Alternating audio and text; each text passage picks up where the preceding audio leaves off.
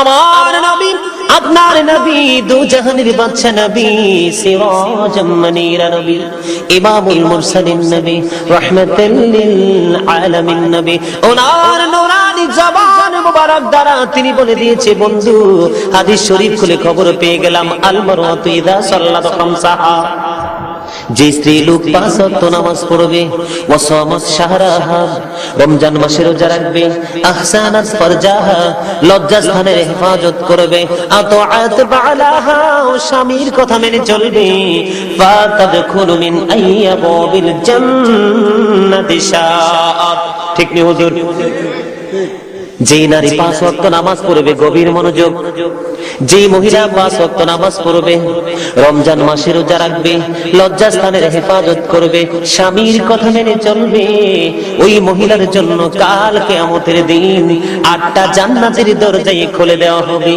সে যেটা দিয়ে মন চায় সেটা দিয়ে প্রবেশ করতে পারবে আওয়াজ দিয়ে বলেন না সুবহানাল্লাহ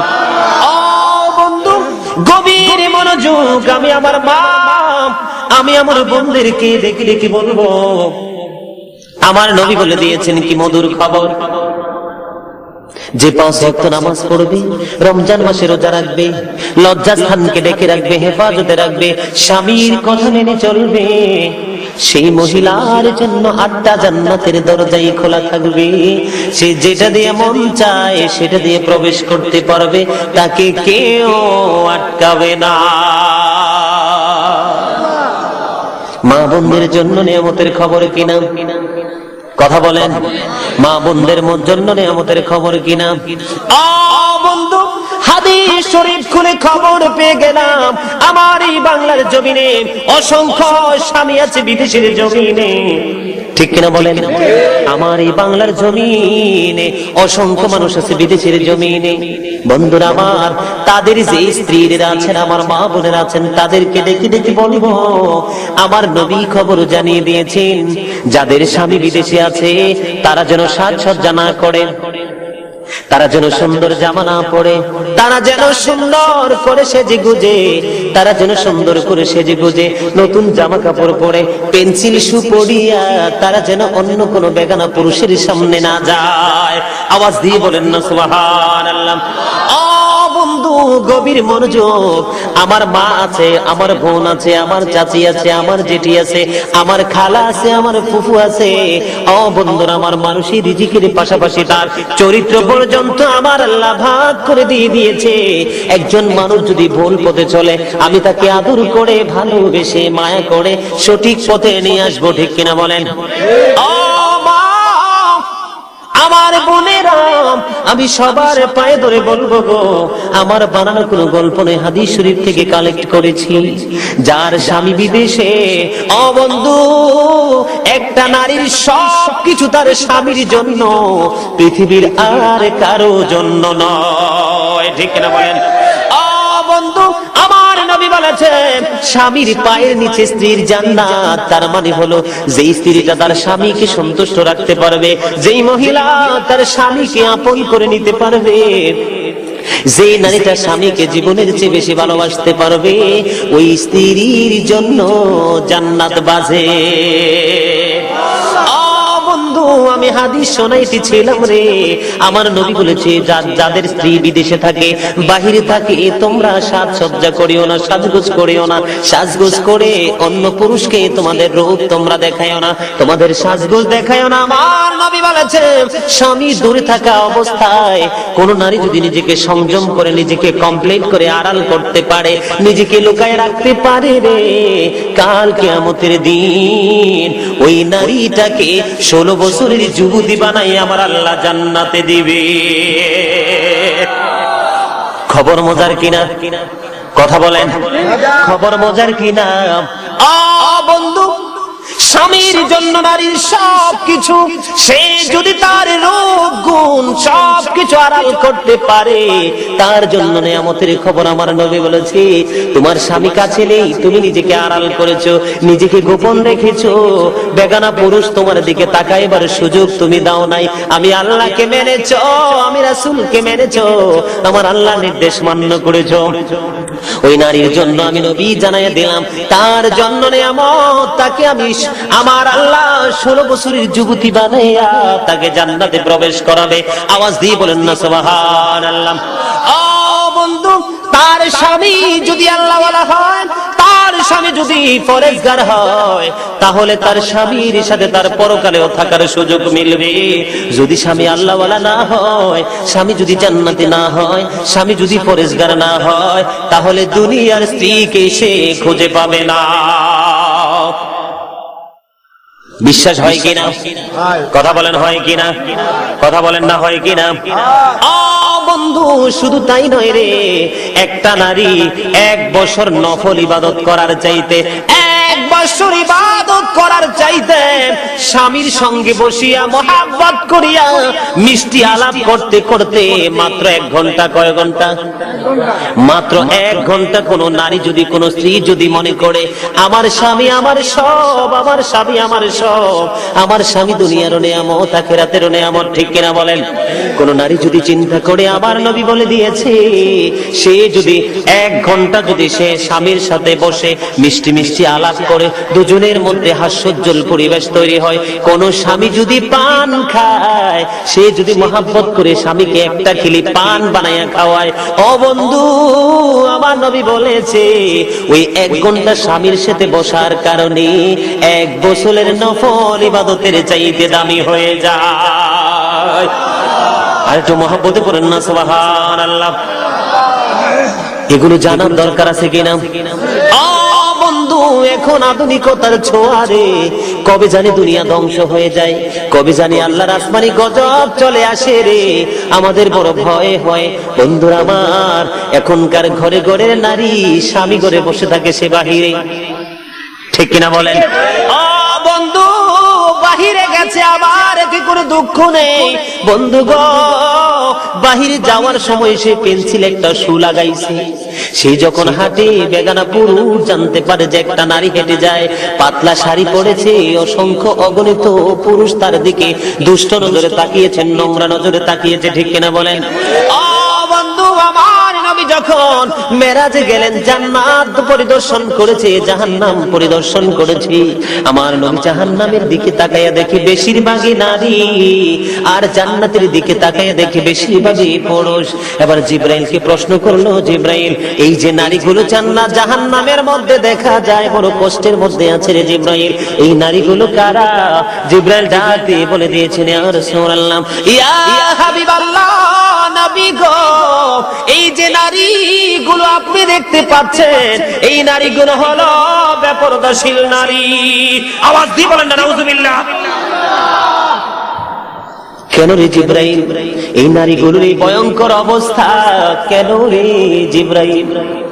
আমার নবীকে যখন, আমার নবী যখন প্রশ্ন করলো, জিব্রাইল বলল, নবী গো, তার স্বামী তাকে পোশাক কিনে দিয়েছে স্বামীর সামনে সাজার জন্য, ঠিক কিনা বলেন? বন্ধু, আমি বানাইয়া কোনো গল্প বলার অভ্যাস আমার নাই, কারণ কোরআন হাদিসের প্রমাণে হিসাব কিন্তু আমার আল্লাহ আমার কাছ থেকে নিবে। এখন চাইয়া দেখেন, স্বামী করে থাকে, স্বামী অফিসে থাকে, স্বামী তার বিজনেস নিয়ে থাকে, বন্ধু আমার মা বোনেরা পাতলা পাতলা শাড়ি পরিয়া শপিং কমপ্লেক্সে যাচ্ছে, সে অন্য পুরুষকে, অন্য পুরুষের কাছে নিজেকে প্রেজেন্ট করছে, অন্য যুবকদের মনে কুমন্ত্রণা তৈরি করেছে।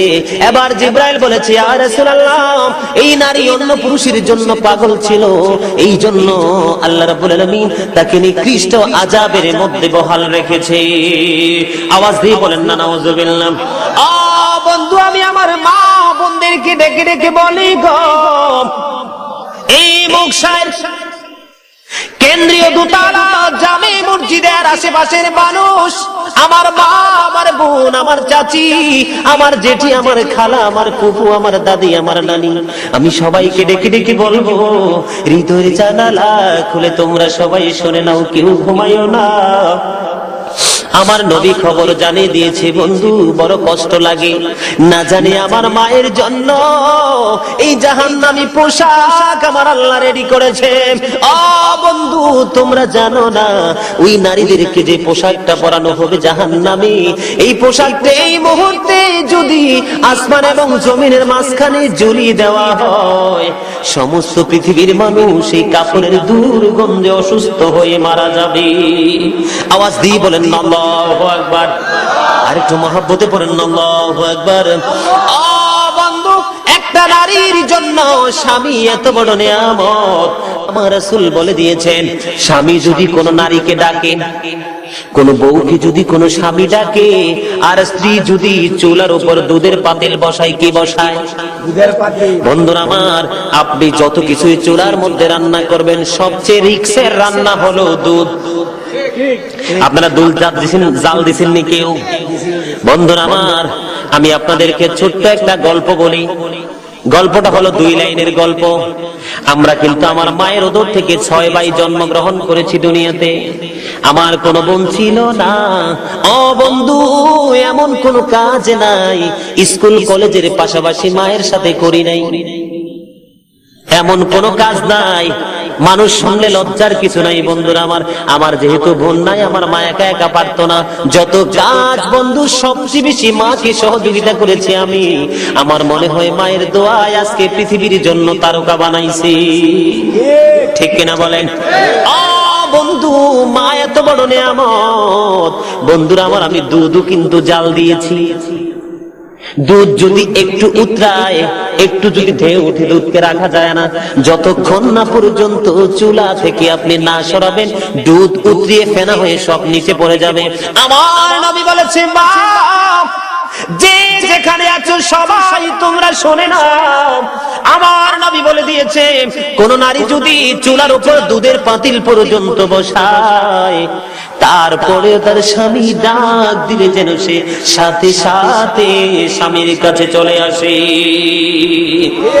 ও বন্ধু, স্বামী এত বড় নিয়ামত। আমি এই কারণে প্রথমে আপনাদেরকে হাদিস খানা শুনিয়েছি। স্বামী এত বড় নিয়ামত আমার মা বোনদের জন্য, এত বড় নিয়ামত। আমার রাসূল বলেছে, কোন স্বামীর শরীর থেকে যদি রক্ত বের হয়, পুজ বের হয়, বিষাক্ত কোন রক্ত পুজ যদি বের হয়, একটা স্ত্রী যদি তার স্বামীর এই রক্ত পুজ গুলো যদি তার জিহ্বা দিয়ে চেটে চেটে পরিষ্কার করে, তারপরেও স্বামীর ঋণ শোধ হবে না। একটু মহব্বতে পড়েন না সুবহানাল্লাহ, আর একটু মহব্বতে পড়েন না সুবহানাল্লাহ। মহব্বতে বললে সুবহানাল্লাহ অনেক মজা হয় না? কি একটা স্ত্রী যদি কি করে, সে যদি জিহ্বা দিয়ে তার স্বামীর এই রক্তগুলো ময়লাগুলো পরিষ্কার করে, তারপরেও তার স্বামীর ঋণ শোধ করতে পারবে না, ঠিক কিনা বলেন? এই বিশ্বাস আমাদের আছে কিনা? আপনারা করলে করবেন, না করলে নাই বন্ধু, এর মধ্যে বিন্দু পরিমাণ কোনো সন্দেহ নাই। ও বন্ধু, মজার একটা খবর শুনে নেন। স্বামীর জন্য নারীর জন্য স্ত্রী, স্বামী স্ত্রীর জন্য স্বামী কত বড় নিয়ামত। বন্ধুরা আমার, কত বড় নিয়ামত একটা স্বামী, একটা স্ত্রীর জন্য একটা স্বামী। বন্ধুরা আমার, এক বৃদ্ধ বুড়িমা, তিনি কি করলেন, তার মেয়ে মারা গেছে, বিয়ের পরে তার মেয়েটা মারা গেছে। বিয়ের পরে যখন তার মেয়েটা মারা গেল, গভীর রজনীতে তার মা বুড়িমা স্বপ্নে দেখেছে তার মেয়ের মাথার মধ্যে লোহার পেরেক পিটাইয়া পিটাইয়া ফেরেশতারা বসায়। কি? লোহার পেরেক পিটাইয়া পিটাইয়া তার মাথার মধ্যে বসাইতেছে। ও বন্ধু, তার হাতের মধ্যে বন্ধু আগুনের বেরি পড়িয়েছে, হাত করা পড়ে আছে, আর তার পায়ের মধ্যে আগুনের শিকল পড়িয়েছে। কে দেখেছে? যে নারীটা মৃত্যুবরণ করেছে, তার গর্ভধারী মা। তার মা স্বপ্ন দেখেছে তার মেয়ে খুবই ভয়ঙ্কর অবস্থায় আছে, খুবই দুর্দশায় আছে। ও বন্ধু, সে তার মেয়ের সাথে স্বপ্ন যুগে কথা বলল। তার মেয়ে যখন তাকে তার মা যখন তাকে প্রশ্ন করলো, তোমার এই অবস্থা কেন? এবার মেয়ে তাকে জানাইয়া দিল, মা গো, আমার এই কর্মের কারণে আমার এই অবস্থা। এবার মেয়েটার স্বামী দুনিয়ার বুকে বেঁচে আছে, মা কি করলো, ঘুম ভেঙে গেল, সকালবেলা হলো, দৌড়ে চলে গেল তার মেয়ের জামাইয়ের কাছে, যাইয়া জামাইকে ডাক দিয়ে বলল, জামাই আমি স্বপ্নে দেখেছি আমার মেয়েটা খুবই ভয়ঙ্কর অবস্থায় আছে, এতটা কষ্টের মধ্যে আছে গো, আমি বুঝতে পেরেছি। এবার তার স্বামী উত্তর দিয়ে দিয়েছে সে কি কষ্টের মধ্যে আছে, আল্লাহ যেন তাকে আরো ভয়ঙ্কর আযাবের মধ্যে রেখে। আওয়াজ দিয়ে বলেন না নাউযুবিল্লাহ। কই কেন রে বাবা, সে দুনিয়ায় থাকতে আমার কলিজা জ্বালাইছে। কি করেছে? সে দুনিয়ায় থাকতে আমার কলিজাটা জ্বালাইয়া ফেলছে। ও বন্ধু, এই বাংলার জমিনে এমন কিছু নারী আছে যে স্বামীর জিনিস লুকাইয়া লুকাইয়া অন্য জায়গায় স্থানান্তর করে। আপনাদের মুরাদনগরে আসেনি, মুকসাইরে কথা বলেন আসেনি? স্বামীর কথা না শুনিয়া স্বামীর অর্ডার ছাড়া সে এই বাড়ি থেকে ওই বাড়ি যায়, ওই বাড়ি থেকে ওই বাড়ি যায়, ওই বাড়ি থেকে ওই বাড়ি যায়, ঠিক কিনা বলেন? বন্ধু, যদিও আমার আলোচনা বাংলা আলোচনা, আমরা বাংলা বাঙালি, বাংলা ভাষা ছাড়া আর কি ভাষায় আলোচনা করব? বন্ধুরা আমার এবার দেখেন গভীর মনোযোগ, এবার গভীর মনোযোগ বন্ধুরা আমার, একটু মনোযোগ সহকারে শ্রবণ করেন। আজকের এই আলোচনা শুধু আপনাদের জন্য না, এই মুরাদনগর মোকসায়ের দ্বিতীয় তলা জামে কেন্দ্রীয় দ্বিতীয় তলা জামে মসজিদ কমিটির উদ্যোগে এই মাহফিল। আজকে শুধু মোকসায়ের বাসী না, কয়দিন পরে দেখবেন গোটা পৃথিবী আলোচনা শুনবে বন্ধুরা আমার। শুধু আপনাদের জন্য আলোচনা না, গোটা পৃথিবীর জন্য আলোচনা। এবার স্বামীকে বললেন, স্বামী বলতেছেন সে আমার কলিজা জ্বালাইছে, আমার কলিজার মধ্যে ব্যথা দিতে ঝাঁঝরা করে ফেলেছে, আমি তাকে কোনোদিন ক্ষমা করব না। ও বন্ধু, মা এমন একটা নেয়ামত, মা সইতে পারে না সন্তানের জ্বালা, ঠিক কিনা বলেন? কিন্তু এমন পাথরের মতো কিছু সন্তান পৃথিবীর বুকে আছে বন্ধু, মা যদি চোখের সামনে কষ্ট পায়, সন্তানের কলিজায় ব্যথা লাগে না, ঠিক কিনা বলেন? ও বন্ধু, মায়ের পায়ের নিচে সন্তানের জান্নাত, আর নামাজ হলো জান্নাতের চাবি। তুমি আগে জান্নাত খুঁজে বের করো, তারপরে চাবির প্রয়োজন, তার আগে চাবির কোনো প্রয়োজন নাই। এবার বন্ধুরা আমার যখন তার কাছে বলল, সে বলতেছে আমি তাকে ক্ষমা করব না, আমার কলিজা সে জ্বালায়া ঝাঁঝরা করে গেছে, আমি কোনোদিন ক্ষমা করব না। ও বন্ধু, এই বুড়ি মা দৌড়াইয়া চলে গেল ওই যে আমার প্রাণের নবীর কাছে, আপনার প্রিয় নবীর কাছে, যাই রাসূলকে সালাম দিয়ে বললেন, ইয়া রাসূলুল্লাহ, ইয়া হাবিবাল্লাহ, নবী গো, এই ঘটনা, আমার মেয়েটা দুর্দশার মধ্যে আছে, আমি তার স্বামীর কাছে চলে গেলাম, সে বলেছে কোনোদিন ক্ষমা করবে না। ও বন্ধু, এবার আমার মা যখন আমার রাসূলের কাছে নালিশ করলেন, এবার তার স্বামীকে ডাক দিয়ে বললেন, বন্ধুরা আমার স্বামীর কাছে যখন ডাক দিয়ে বললেন, তার স্বামীকে ডাকাইলেন, ডাকানোর পরে আমার রাসূল তাকে সুন্দর করে বুঝিয়ে দিলেন। এবার সে বলে দিয়েছে, আমার সব ব্যথা দূর হয়ে গেছে নবী গো, আপনার নূরানী জবানের কথা শুনে আমি আমার স্ত্রীকে ক্ষমা করে দিয়েছি। স্বামী ক্ষমা করতে দেরি রে, তারে আযাব বন্ধ হইতে দেরি হয় না, সাথে সাথে জান্নাতি খাদেমারা তার সেবা শুরু করে দিয়েছে। এবার কেন করেছে এটা জানার দরকার আছে নি? কয়টা সাজা? মাথা দিয়ে লোহার পেরেক, হাতের মধ্যে হাত কড়ায় আগুনের কড়ায়া, এবং পায়ের মধ্যে আগুনের বেড়ি। বন্ধুরা আমার, তার কারণ হলো সে তার স্বামীকে কখনোই মূল্যায়ন করত না। স্বামী যখন কোনো কথা বলতো সে এটাকে অবহেলা করতো, এটাকে সে অ্যাভয়েড করতো, এটাকে সে ঘৃণা করতো, এটা সে বলতেন না, স্বামীর কথা গ্রহণ করতেন না। 2 নাম্বার হলো স্বামীর কথা মান্য করে চুপে চুপে লুকাইয়া লুকাইয়া, আমরা বাংলা ভাষায় বলি এটাকে জোলা করছে, ঠিক কিনা গণ? কইনি যে জোলা করেছে লুকিয়ে লুকিয়ে বন্ধু, সে তার স্বামীর অনুমতি ছাড়া তো অন্যত্রে তার সম্পদ স্থানান্তর করেছে, মানুষকে তার স্বামীর অনুমতি ছাড়া এজন সেজনকে দিয়ে দিত। ও বন্ধু, 3 নাম্বার সাজা হলো স্বামীর অনুমতির অপেক্ষায় সে থাকতো না, স্বামীর অনুমতি ছাড়া এই বাড়ি থেকে ওই বাড়ি চলে যাইতো, ওই বাড়ি থেকে ওই বাড়ি চলে যাইতো, আত্মীয়র বাড়ি চলে যাইতো। মোট কথা আপনারা বুঝে নেবেন, তার চলার মধ্যে এতটাই দোষ ছিল বন্ধু, স্বামীকে সে কেয়ারই করে নাই। এই জন্য স্বামীর কথা অমান্য করে সে বিভিন্ন জায়গায় গিয়েছে, স্বামীর অনুমতি নেয় না, এই জন্য তার পায়ের মধ্যে আগুনের বেরি পড়িয়ে দেওয়া হয়েছে। আওয়াজ দিয়ে বলেন না নাউজুবিল্লাহ, আর একটু মহব্বতে বলেন না নাউজুবিল্লাহ। জাহান্নামের আগুন সইতে পারবো? জাহান্নামের আগুন মাবুদ সইতে পারবো না,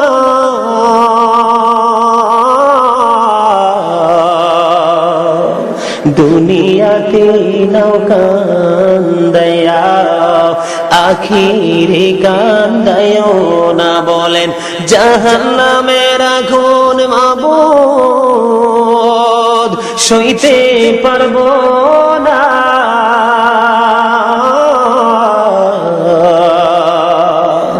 দুনিয়াতে কান্দায়া নাও আখিরে কান্দায়ও না। জোরে জোরে বলেন না মারহাবা, ঠিক কিনা বলেন? ও বন্ধু, আযাব কেমন করে সইবে আমার মা বোনেরা, কেমন করে তারা সহ্য করবে? বন্ধুরা আমার, বন্ধুরে আমার, আল্লাহ কোরআনে জানিয়ে দিয়েছেন লা ইয়ামুতু, যতই কষ্ট পাবো সেদিন আমরা মরতে পারবো না। হুজুর ঠিক আছে নি? লা ইয়ামুতু, সেদিন মরা মৃত্যু হবে না, ফিহা ওয়ালা ইয়াহইয়া, সেদিন বাঁচতেও পারবো না, ওমা হুম আনহা বিগাইবিন, সেদিন চাইলে কেউ জাহান্নাম থেকে পালাইতেও পারবে না। ও বন্ধু, দুনিয়ার কষ্টের পরে মরণ হয়, মরণের পরে কবরে রাখা হয়, কিন্তু পরকালে তো ভয়ঙ্কর, না হবে মরণ, না হবে জীবন, না পারবো আমরা পালিয়ে যেতে, ঠিক কিনা বলেন? আমার সাথে একমত কিনা? একমত না হইলেও কিছু করার নাই, কোরআন থেকে দলিল, ঠিক কিনা বলেন? কি থেকে দলিল? ও বন্ধু, নারীর ইজ্জত কত বেশি রে, নারীদের সম্মান কত বেশি। স্বামীর সাথে মিলনের মাধ্যমে মা বোনদের, মায়েদের ওদরে কি আসে? সন্তান আসে, ঠিক কিনা বলেন? স্বামী স্ত্রীর মিলনের পরে ও বন্ধু মায়ের গর্ভে সন্তান আসে। সন্তান যখন আসে একটা মায়ের কষ্ট হয়, অনেক বেশি কষ্ট হয়। একজন মানুষের মাঝে আরেকজন মানুষ ধীরে ধীরে বড় হচ্ছে, অনেক বড় কষ্ট।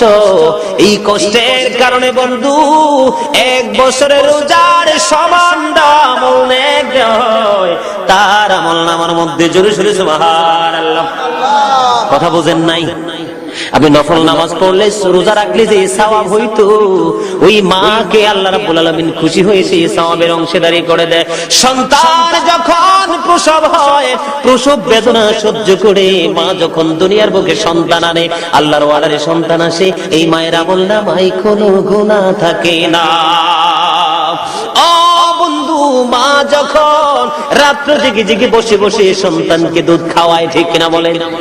সন্তানকে দুধ খাওয়ায়, প্রত্যেকটা দুধের ফোঁটার বিনিময় তার আমল নামায় একটা একটা করে নেক জমা হয়ে যায়। ও বন্ধু, আমার মা বোনদের জন্য নেয়ামতের খবর। কোন নারী যখন তার স্বামীর সেবা করে, তার শ্বশুর শাশুড়ির সেবা করে, তার সন্তানের সেবা করে, আমার নবী বলেছে এই পরিশ্রমের কারণে তার আমল নামায় একটা সদকার সওয়াব দেওয়া হয়। নারীদের লাভ বেশি না কম? কথা বলেন। আমি বলে দিই, আমার মা বোনেরা যদি একটু যদি পর্দা করে নিজের লজ্জাস্থান দেখে যদি চলতে পারতো, তাহলে আমার মা বোনদের জন্য জান্নাত একেবারে সহজ, ঠিক কিনা বলেন? এখন আমার মা বোনেরা, বন্ধুরা, আমার গর্ভে যখন সন্তান আসে, তারা বন্ধুরা আমার নিজে চোখে দেখেছি, আত্মীয়ের মধ্যে ডাক্তার ডেট দিয়েছে, ডেটের আগে যাইয়া হসপিটালে ভর্তি। নাউজুবিল্লাহ। কিসের আগে? কথা বলেন। ডেটের আগে হসপিটালে যাইয়া ভর্তি। ও বন্ধু, কি করে ডাক্তার কি করে তাকে সিজার করে দেয়, তার বডির মধ্যে ইনজেকশন মেরে দেয়। তারা জানে না সাময়িক কষ্ট থেকে বাঁচার জন্য বন্ধু তারা চিরদিনের জন্য গ্লানি বয়ে এনেছে, ঠিক কিনা বলেন? আমার সাথে একমত না? এই গত নভেম্বর মাসের 19 তারিখে আমার কন্যা সন্তান হয়েছে। আমার ও বন্ধু, একটা মজার গল্প আমি আজকে শোনাই।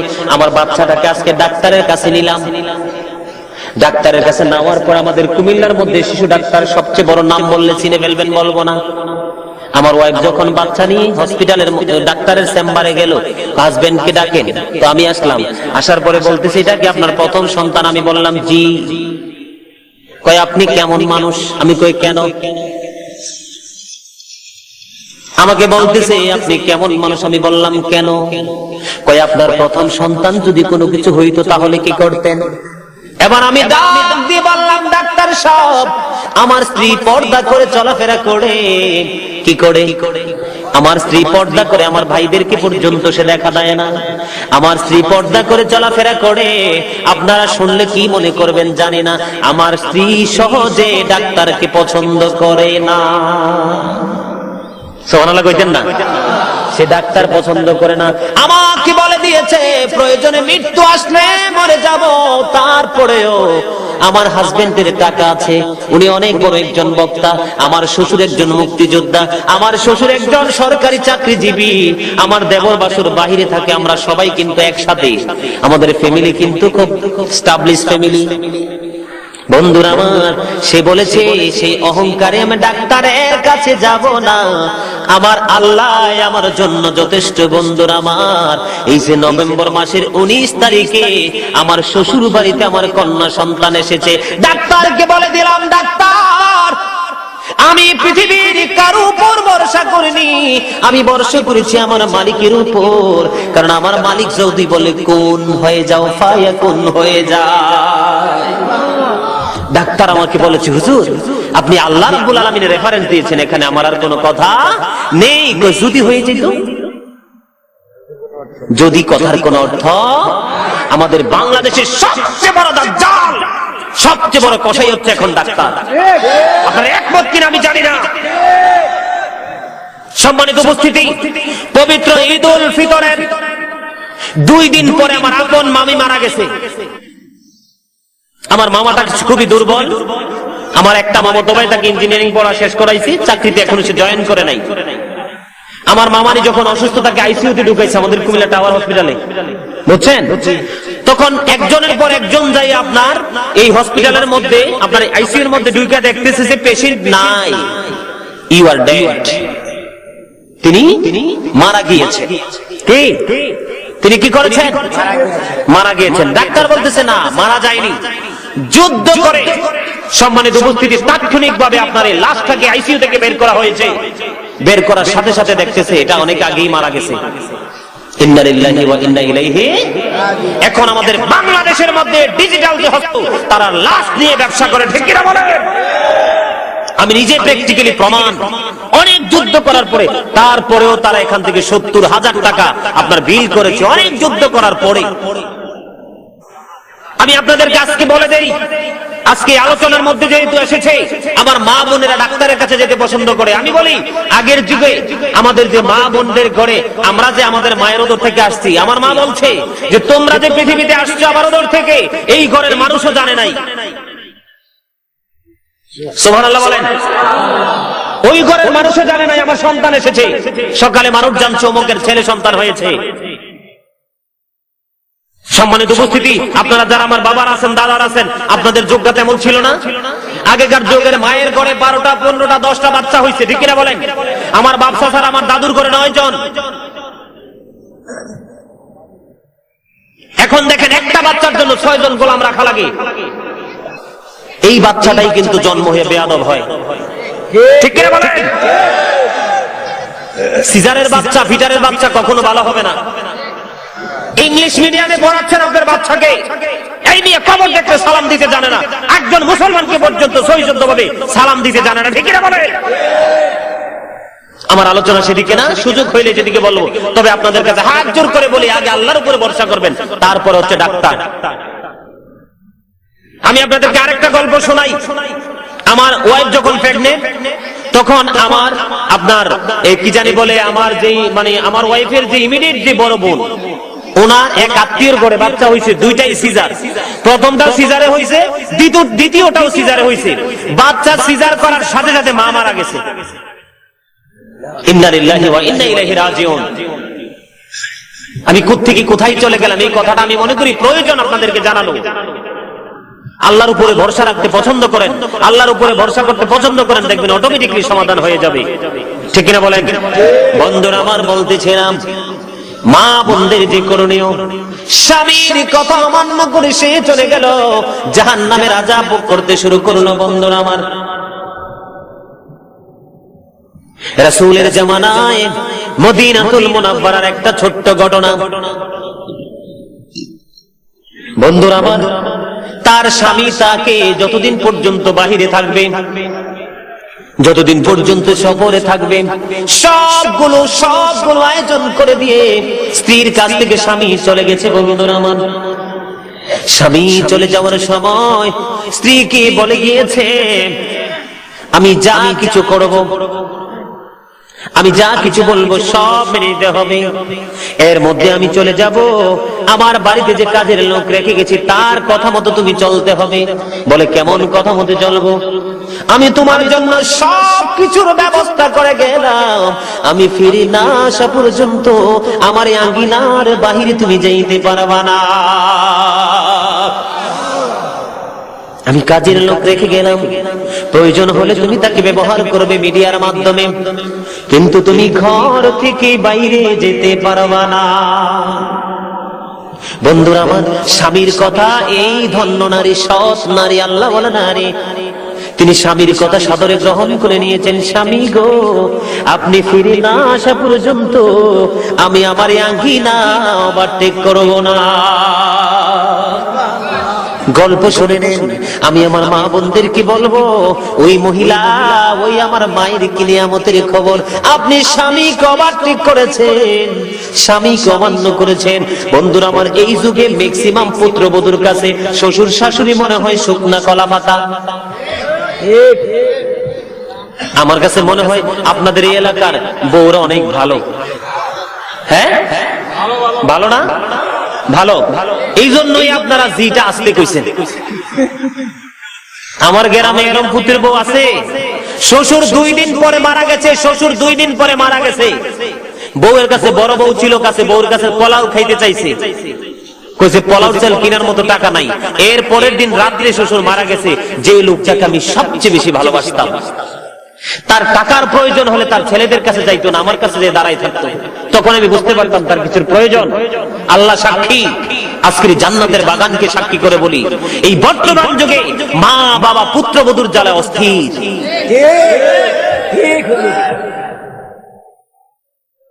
বন্ধুরা আমার, আপনাদের মনের কথা হয়েছে কিনা আমি জানি না, তবে আমি যে 2টা আঁখি দিয়ে দেখিয়েছি, এই দেখার মধ্যে বিন্দু পরিমাণ কোনো সন্দেহ নাই। স্বামী তো থাক দূরের কথা, এই যুগের নারীদের কাছে, ম্যাক্সিমাম নারীদের কাছে মনে হয় শ্বশুর শাশুড়ি যেন শুকনা একটা কলা পাতা, এটাকে উড়াই দিলে চলে যাবে। আসলে সত্য, ছেলেটাও জানি কেমন হয়ে যায়, বিয়ের পরে ছেলেটাও মনে হয় মা বাবার প্রিয় শত্রু হয়ে যায়। ঠিক কিনা বলেন? মায়ের কথা ভালো লাগে না, শাশুড়ির কথা বড় মিষ্টি লাগে। তার কারণ হলো শাশুড়ি জামাইকে বিদেশ পাঠাইবো। ঠিক কিনা বলেন? বাবার কথা ভালো লাগে না, শ্বশুরের কথা বেশি ভালো লাগে, কারণ শ্বশুর ছেলেকে চাকরি দিবে। ঠিক কিনা বলেন? বন্ধু, ওই সমস্ত ছেলেগুলোকে আমি জানায়া যাই, শ্বশুর শাশুড়ির দিকে মায়ের নজরে 1000 বার তাকাইলেও একটা হজের সওয়াব তুমি পাইবা না। মায়ের দিকে মায়ার নজর করে যখন তাকাইবা, তোমার আমল নামায় অটোমেটিক হজের সওয়াব চলে আসবে। আমার নবীকে প্রশ্ন করেছে, নবী গো, কোন সন্তান যদি দৈনিক 200 বার যায়, আমার নবী বলেছে 200 হজের সওয়াব পাইবা। যুবক, এই পৃথিবীর একটা দলিল দিতে পারবে না শ্বশুর শাশুড়ির দিকে তাকাইলে হজের সওয়াব হয়, শ্বশুর শাশুড়ির দিকে তাকাইলে গুনাহ মাফ হয়। বলে, হুজুর শ্বশুর শাশুড়িকে পালানি গেছে। না না, আমি শ্বশুর শাশুড়িকে তার জায়গায় রাখবো, আর মা বাবাকে সবচেয়ে উচ্চ মাকামে রাখবো। ঢেকে না বলেন? ও বন্ধু, তুমি জানো না মা কত নিয়ামত। তুমি যখন রাতের বেলা সময় যখন তোমার পার হয়ে যাবে, তোমার জন্য আর কেউ কাঁদবে না, মা শুধু কাঁদতে থাকবে, আমার সোনামণি কোথায় জানে আছে রে, আল্লাহর কাছে দরখাস্ত লিখতে থাকবে, মনি আমার এই সন্তানকে তোমার হাওলা করে দিলাম, আমার ছেলেটাকে তুমি মায়ার নজরে রাখিও। ও বন্ধু, শাশুড়ি শ্বশুর বউকে যদি আপনি সময় মতো চাইলে কিছু যদি দিতে না পারেন, তাহলে এই শ্বশুর শাশুড়ির কাছে জামাই কোনোদিন ভালো হবে না। ঠিক কিনা বলেন? কথা বলেন ঠিক কিনা? বন্ধুরা আমার, কথা বলেন ঠিক কিনা? আপনারা দেখেন, নম্র ভদ্র আল্লাহওয়ালা স্বামী প্রিয় নারীর জন্য নিয়ামতের খবর শুনবেননি? শুনতে রাজি আছেননি? আপনারা চাইলে শোনাবো, যদি বলেন হুজুর শুনবো না, বন্ধ করে দিব। সবাই শুনবেন। স্বামী কি করলেন? তাকে অনুমতি দিয়ে গেলেন, সেই প্রতিশ্রুতি দিয়েছে, স্বামী গো আমি আপনার আঙ্গিনা ছেড়ে কোথাও যাব না। এগুলো যাদের ব্রেইন আছে, যাদের মাথা আছে, তাদের মাথায় ঢুকবে। যারা হাসতেছে খেলতেছে তারা এগুলো বুঝবে না বন্ধু। এবার কি করলেন? যখন এমনি করে বলে দিলেন বন্ধুরা আমার, এবার স্বামী চলে গেলেন। স্বামী চলে যাওয়ার পরে তার ঘরে সে চলাফেরা করতেছে। কিছু দিন পরে তার বাড়িতে খবর আসলো তার বাবা এতটা সিরিয়াস অবস্থা। তুমি দেখলে শেষ দেখা দেখে আসো। ও বন্ধু, আমার মন থেকে বানাইনি, ও বন্ধু কিতাব থেকে সংগ্রহ করে নিয়ে এসেছি। আজকে মকশারবাসীকে কথাগুলো শোনাবো, কারণ পৃথিবীর আকাশ বাতাস যেন তাদের অত্যাচারে দূষিত হয়ে গেছে। ঠিক কিনা বলেন বন্ধুরা আমার? এবার স্বামীর অর্ডার যখন আসলো, ওই যে তার বাড়িতে কাজের লোক, তাকে দিয়ে রাসূলের কাছে খবর পাঠালেন, যাই আমার প্রিয় নবীকে জিজ্ঞেস করো, আমার স্বামী আমাকে নিষেধ করেছে যাওয়ার জন্য। এখন এত হৃদয় বিদারক, এত মায়াবী কষ্টের আমি খবর পেয়েছি, তুমি খবরটা আমার রাসূলের কাছ থেকে নিয়ে আসো। আমি কি আমার বাবাকে দেখতে যাব, নাকি স্বামীর কথা আমি মানবো? এবার আমার রাসূলের কাছে যখন গেল, এবার রাসূল বলে দিয়েছেন, স্বামী যদি তাকে নির্দেশ করে যায় তুমি যাইতে পারবা না, তাহলে সে যেতে পারবে না। তখন ওই কাজের লোক এসে খবর দিল, আমার রাসূল বলেছে আপনি যেতে পারবেন না, স্বামীর কথা আপনাকে মেনে চলতে হবে। সেই মেয়েটা শুকরিয়া স্বরূপ সেই করলেন, আর গেলেন না, বসে রইলেন। বন্ধুরা আমার, এমনি করে কিছুদিন গেল, আবার খবর চলে আসলো তোমার বাবা বড় ভয়ঙ্কর অবস্থা। আবার লোক পাঠালেন, আমার নবী আবার খবর জানিয়ে দিলেন, না স্বামী যদি নির্দেশ দিয়ে যাওয়া যাবে না, সে যাইতে পারবে না। সুবহানাল্লাহ বলেন না? ওই মহিলা শুকরিয়া জানাইছে, আলহামদুলিল্লাহ আমার রাসূল সলিউশন দিয়েছে, আমার রাসূল সিদ্ধান্ত দিয়েছে, আমি এটাই দাঁড়িয়ে থাকবো। ও বন্ধু, এখনো স্বামী আসেনি ফিরিয়া। এর মধ্যে খবর এসেছে তার বাবা ইন্তেকাল করেছে। ইন্না লিল্লাহি ওয়া ইন্না ইলাইহি রাজিউন। কি এসেছে? এবার খবর এসেছে তার বাবা ইন্তেকাল করেছে। বন্ধু, আবার খবর পাঠিয়েছে আমার রাসূলের কাছে। আমার রাসূল আগের মতো আবার খবর জানিয়ে দিয়েছেন, যদি তার স্বামী নিষেধ করে যায়, তাহলে তার স্বামীর কথাটা সে মানতে হবে, সে যেতে পারবে না। বন্ধুরা আমার, হাজার হলেও সন্তান আর সহ্য করতে পারে না বন্ধু। তারপরে আমার রাসূলের কথা মানলেন, সে আর বাবাকে দেখতে যায়নি, সে আর তার বাবাকে দেখতে গেল না। বন্ধুরা আমার, এদিক দিয়ে বাবার লাশ কি করলো, দুনিয়ার সিস্টেম অনুযায়ী তার লাশ দাপন করে কবরে দিয়ে দিলেন। বন্ধু, রাত্র যখন হয়ে গেল, বুঝিনি তো সন্তান, তার মধ্যে মেয়েরা হয় বেশি মায়াবী। ঠিক কিনা বলেন? বাবা মার কিছু শুনলে মেয়েরা সহ্য করতে পারে না, যদিও সাময়িক সময়ের জন্য ছেলেরা একটু সহ্য করতে পারে। ঠিক কিনা বলেন? বন্ধু, এবার রাত্র যখন হলো, রাতের বেলা যখন গভীর রজনী হলো, আমার রাসূলের কাছে খবর এসে যায়, আমার আল্লাহ জিবরাইল দিয়ে খবর পাঠিয়ে দিয়েছেন, ও জিবরাইল আমার হাবিবকে গিয়ে জানাইয়া দাও, ওই যে নারীটা তার স্বামীর কথা মান্য করেছে, আমার হাবিবের কথা মান্য করেছে, তার স্বামীর কথা মান্য করেছে, আমি আল্লাহ খুশি হইয়া তার বাবার জীবনের গুনাহগুলো মাফ করে দিয়ে আমি ওই মেয়ের বাবাটাকে জান্নাতি করে দিয়েছি। আর একটু মহব্বত করেন না সুবহান, জান্নাতে যেতে পারে, তাইলে এরকম একটা কন্যা সন্তান যথেষ্ট না? কথা বলেন, এরকম একটা কন্যা সন্তান যথেষ্ট না?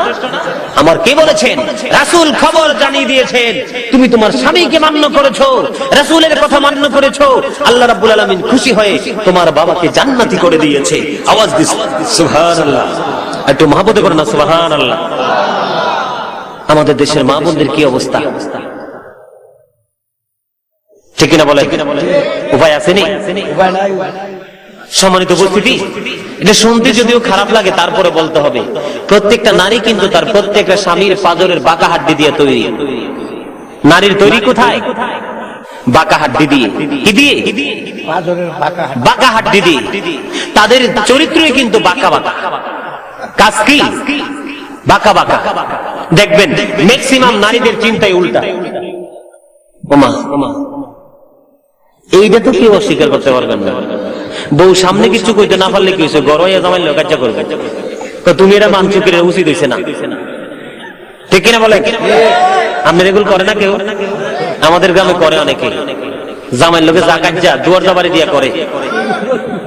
তুমি হ্যাঁ এটা মাইন নাইছো কেন? তুমি কইতেছো না মানতাম না, পরে যা করার আমি তোমারে করতাম। আদম সফিউল্লাহ বলে দিয়েছেন, নারীর কথায় যেই পুরুষ চলবে তার জীবনে লাঞ্ছনা ছাড়া, অপমান ছাড়া আর কিছুই পাবে না। কে বলেছে? বন্ধুরা আমার, আদম সফিউল্লাহ আমাদের আদি পিতা আদম। আদম বলেছে, যেই পুরুষ নারীর কথা মেনে চলবে, নারীর কথা মতো চলবে, সে লজ্জা ছাড়ার কিছুই পাবে না। তার কারণ হলো, আমি হাওয়ার বুদ্ধি শূন্য গন্ধম খাইছি। কি খাইছি? আমি হাওয়ার বুদ্ধি শূন্য গন্ধম খাইছি। গন্ধম খাইতে দিদি আল্লাহ অর্ডার দিয়েছেন, কুল নাহবিতু মিনহা জামিআ, you get down all from here, সব বাড়িয়ে যাও জান্নাত থেকে। আল্লাহ বের করে দিল, নারীর কথাই চলিও না। তবে বন্ধু, এই ওয়াজ শুননা যাইয়া নারীর কাতারে মাকে বসাইয়েন না। এটা সম্পূর্ণ আলাদা জিনিস। একটা নেয়ামতের টুকরা, রহমতের টুকরা, সন্তানের জন্য সুখের একটা আঁচল। মনে করেন না বলে হুজুর তো নারীর ওয়াজ করেছে। বন্ধু, বউ, বোন, ফুফু, খালা, চাচি, জেঠি সব এক পাল্লায় উঠাইবা, আর মাকে সবচেয়ে দামি পাল্লার মধ্যে উঠাইবা। পৃথিবীর যত ঝড় আসুক, যত ধনী লোকের মেয়ে তুমি বিয়ে করো, বউ যত তাল বাহানা দিবি, বন্ধু বউয়ের কথা শুনিও না। বউর কথা শুনলে তোমার দুনিয়া আসবে অশান্তি, পরকালে তোমার মুক্তির কোনো ব্যবস্থা নাই। কারণ এই ফোনটা বউয়ের তালে ফইরা মার কলিজায় ব্যথা দিছো, মা রাত্রে বসে বসে চিঠি লেখছে, আর এই চিঠি কবুল করে তোমার জন্য জাহান্নাম বাজেট হয়েছে।